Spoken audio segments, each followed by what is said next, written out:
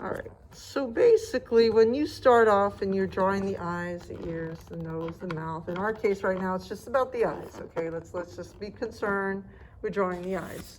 The very first thing that you have to consider or think about is the fact of what's going on with the skull. And the reason why is so that you can understand the light, the dark, and the light areas, the things that come out to you, the things that go back in space, basically, okay? That's the first step. Now, second step. Okay, how do you draw an eye? First step is the circle. Now on top of that circle rests the skin.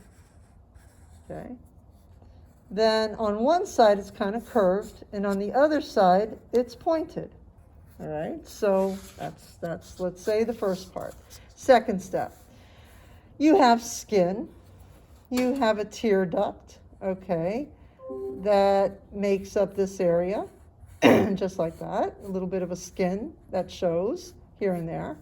And then you have two concentric circles that kind of build, let's say, the parts of the eye, okay?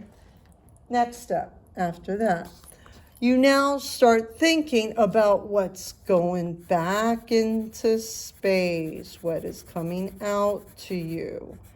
And you start applying pressure using that light to dark thing that I taught you about long ago, okay?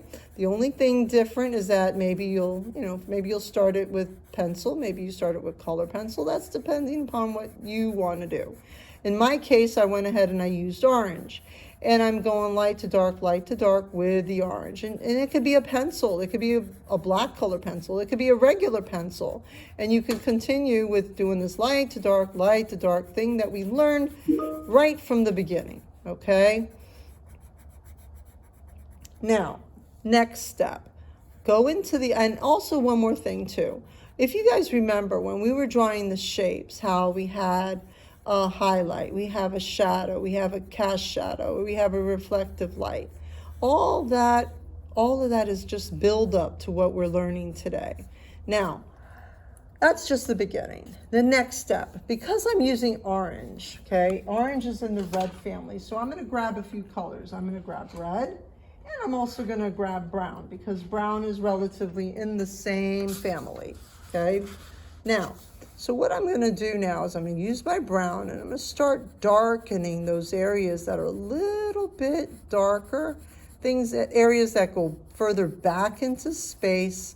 I'm skimming right on top of the shade that I already made. Okay, and I'm building up my value. Okay, building up, creating that dimension, the chiaroscuro that we kind of learned about. Okay, get into here, and here you could use black, you could use the brown. In my case, I'm using the brown, and now I'm just going to come into it. And you know, the iris has like these little lines in it, so if I want to get into detail, I can. Okay, go into the lights and darks. Now, another thing that's weird that's happening with these pencils, I don't know, the quality is not that perfect. They're not as soft as the colors that I normally work with. So what's happening is that it doesn't allow me to put a shade on top of it for some reason. I don't know. It's like it's almost taken enough. Okay, so I'm gonna do this light to dark thing.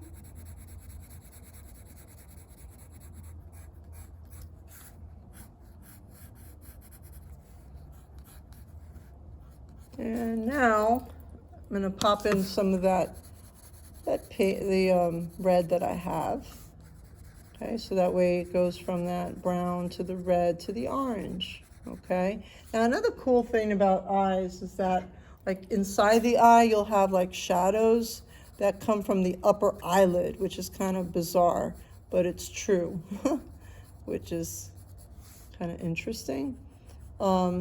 But do it very softly. I'd even use blue. Blue, brown inside of the eye can work perfectly. Don't get too, I'm getting dark because I want you guys to be able to see it online. If I draw too light, you won't be able to see what I'm doing.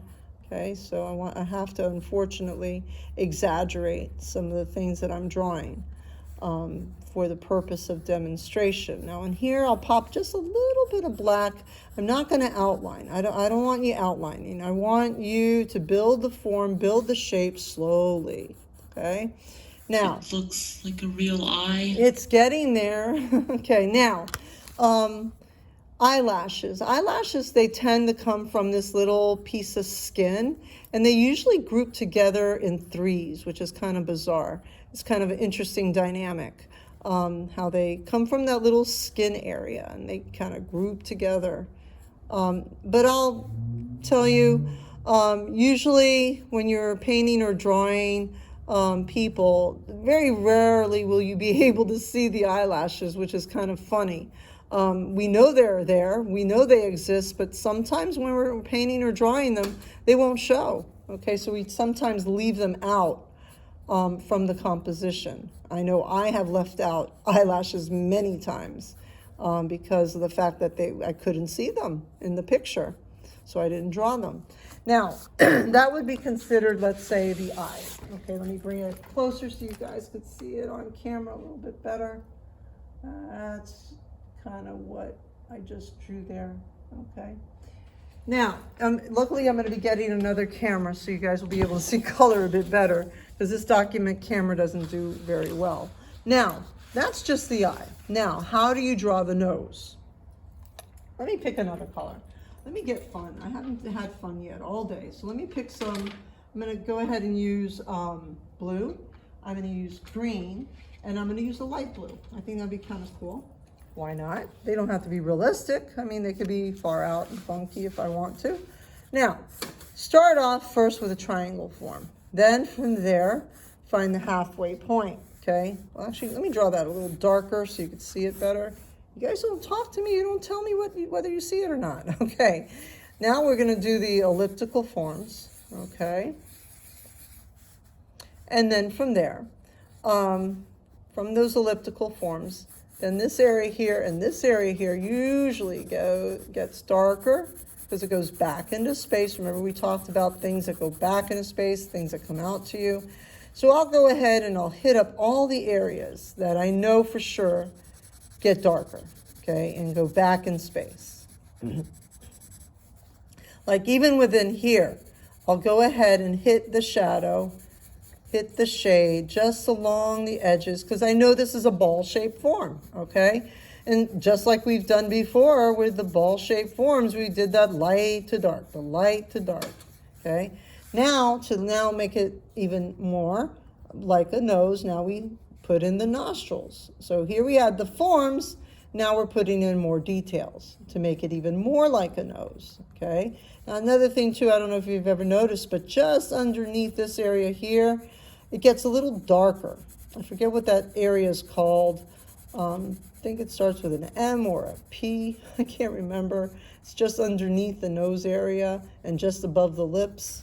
It makes like a triangle form type of thing. This area here gets darker. So I'm gonna, and so far I've only used one color, okay? I've only used the blue.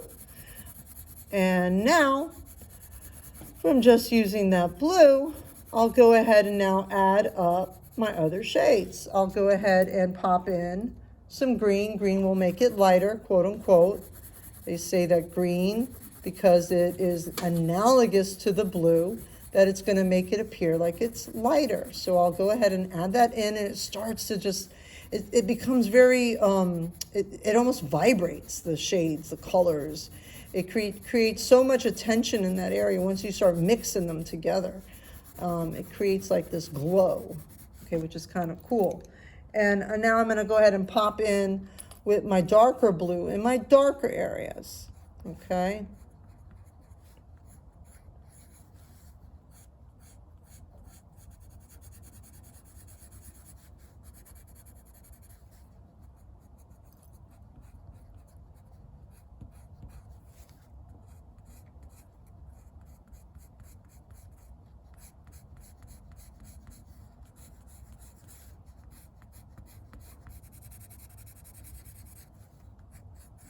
Okay, so now what did I do? I kind of drew the nose, okay, to its little 3D effect there a bit, okay?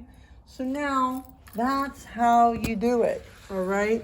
Now there's one other style of nose. I'll leave that up to you, what you'd like to do, but the other style of nose, it's more like a boxy form. It starts off like a box, and then you join the edges. It goes back into space like a trapezoid, right? Trapezoid, I think it's called. This goes back into space so it gets dark. This goes back into space so it gets dark. This is very dark, darker than the sides, okay? Usually just underneath the nose. And then here too, a little darkness here as well. And now start thinking about the roundness again. Remember, like we just did a few seconds ago, the round forms. Get those in slowly. Build up, and then hit this area for the nostrils. Hit the area for the nostrils. And now you could get into your lights and darks a little bit more, thinking about what's going back in space, what's coming out to me. And you can now build up and add up other colors. Like I did before, I used the green, and it could be any color. Just make sure that they're next to each other on the color wheel. Reason, because they are good for analogous. The colors that are analogous are good for blending, okay? The whole purpose of using the analogous is to blend. So get used to using them, okay? So now I went ahead and I did my nose to the forms and building the form, building the shade, the value accordingly. Okay, so, but this is this is more like a pointier nose than a rounder nose. Okay, two different, one that you see the under part, one that you kind of don't. Okay, so that's the difference between the two. All right, so I hope that helps you. Okay, and I'll go ahead and repost that. And are there any questions?